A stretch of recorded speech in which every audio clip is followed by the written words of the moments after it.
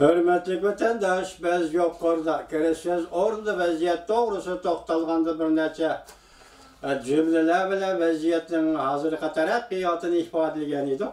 Endilikte qarab baqaylı, yani bir işke qız gap qilaylı. Bugün en zor hoş haber tariqisida sizge bizge münasebetli. Belki bütün dünyanın takdiriga münasebetli kaldı. Bu yerda hazır bir teşkilat kuruldu.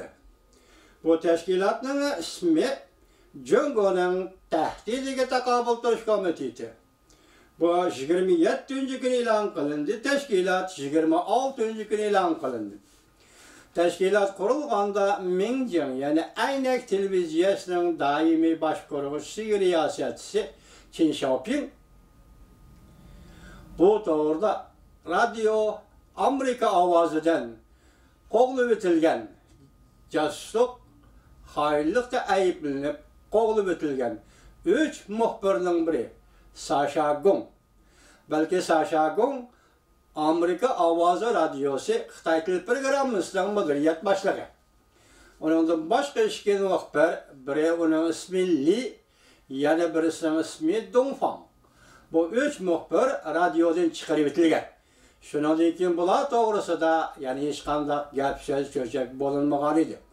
Bular hujum qilgan demokratlar yoki demokrat Xitoylarning o'rtasida hozir endi o'rtaga chiqqan Yang Jiechi degan kishining muvaffaq bo'lmagan kishi ekanligini, hatta uning xoinlik tarafi bor ekanligini yezib to'rbetiga chiqdi. Bular shaxsiy o'chmanlik bilan deyilyapti, yoki shunday paket bormi? Bu to'g'rida bizning isbotimiz yo'q. Lekin gapning o'zi kelayli, endi negizlik gap bugun qurilgan Amerika Washingtonda qurilgan Amerika Qo'shma Shtatlarining konservativlari, ya'ni Xitoyning tili bilan aytganda Amerika Qo'shma Shtatlaridagi siyosat sohasidagi o'nchilarning qurishi bilan, qatnashishi bilan, boshlamchilik bilan qurilgan Xitoy tahdidiga taqabul turish komiteti. Anladınız mı? Mavzunu anladınız mı? Bunu Qin Xiaoping bilen Sasha Gung münazirleşkende saklap koydum, yani tefsili sözleri münazirleşkende şundak deyişti, bunun koyulgan mavzu Tu Longpai. Tu Longpai Xitaycha şundak koyuluptu. Bu yerdeki Tu degen gap Tufu, qassaptiki Tu. Anandaki bu yerdeki Tu degen xat, Xitaycha xat, bunun ma'nisi qirg'inchilik, tatuşa. Degandiki qirg'inchilik degandiki tu. Buni qo'shganda tu anandiki long. Long degan Xitoy so'zining ma'nosi ajdahor degan gap.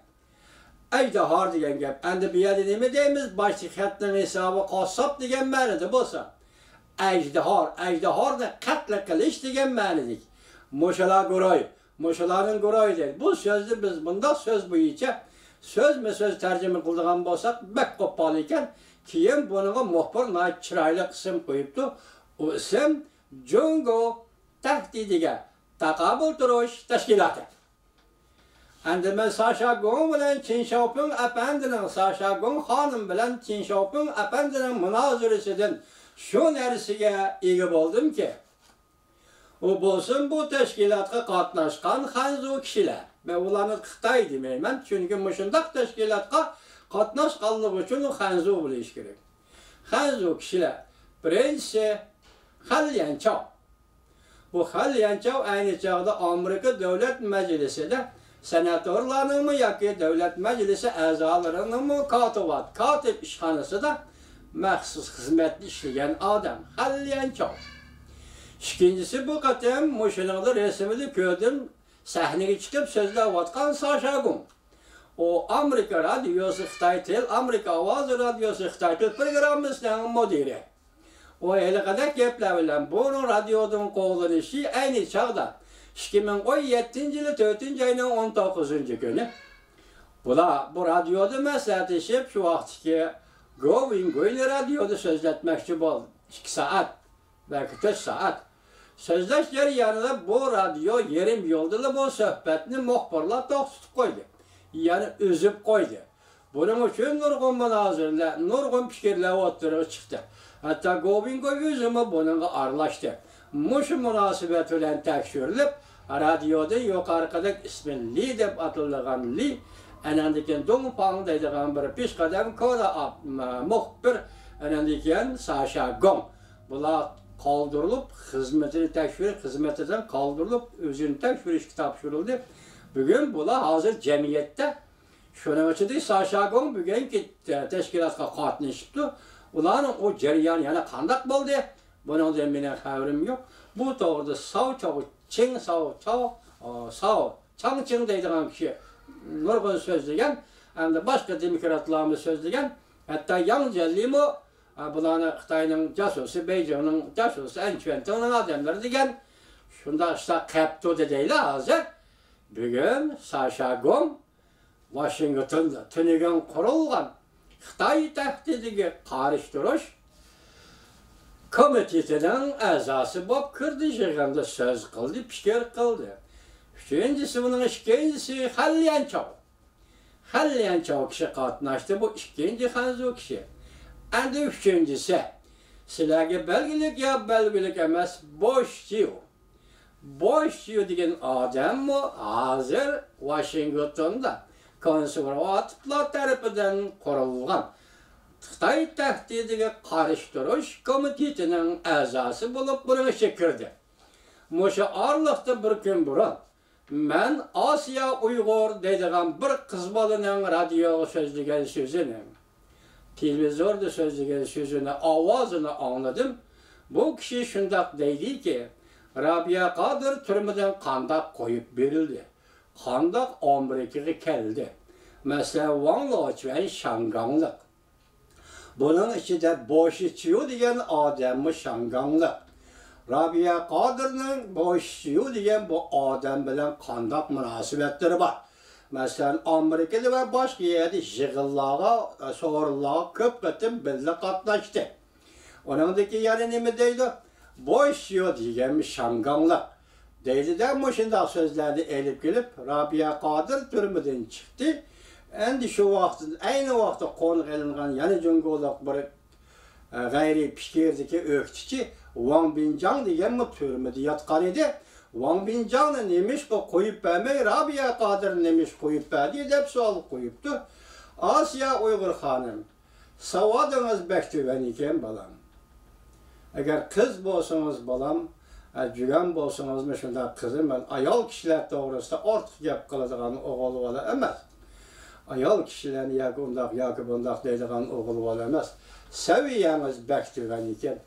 Yaxshisi men sizga maslahat beray. Siz uyingizga kirib, tomoqingizni etib, uyingizda erkak bo'lsa yoki yo'ldoshingiz bo'lsa, unga tomoq etib berib, bolalaringiz bo'lsa, bolalaringizni beqib, jahonning ishlariga aralashmay, masalan, siyosat ishlariga aralashmay. Bu siz höddisdan chiqa oladigan ishlar emas, xonim. Agar mushu orqali maosh elayotgan bo'lsangiz, mening boshqa fikrim yo'q.